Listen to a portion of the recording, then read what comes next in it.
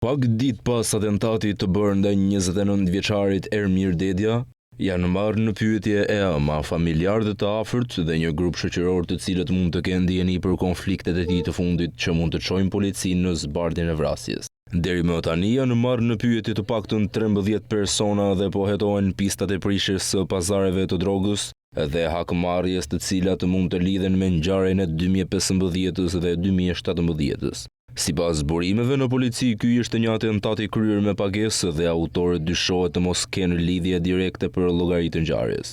Janë marrë kamerat e disa bizneseve për të ndjekur itinerarin e autorëve të larguar, por gjurmët u humbin në gërdec me djegjen e automjetit. Ndërkaq, ende nuk është bërë identifikimi i shasisë së automjetit të përdorur për vrasjen për shkak të djegjes që ka pësuar.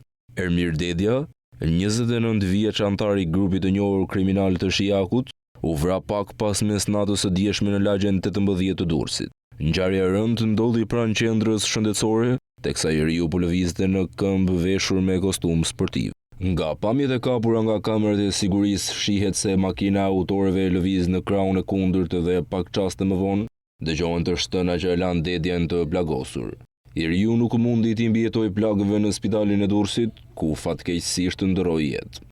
Të shtënat e armës së autorëve, të cilët dyshohen se ishin të paktën 3 persona, bashkë me drejtuesin e mjetit, tmerruan kalimtarët që në ato momente lëviznin në rrugë.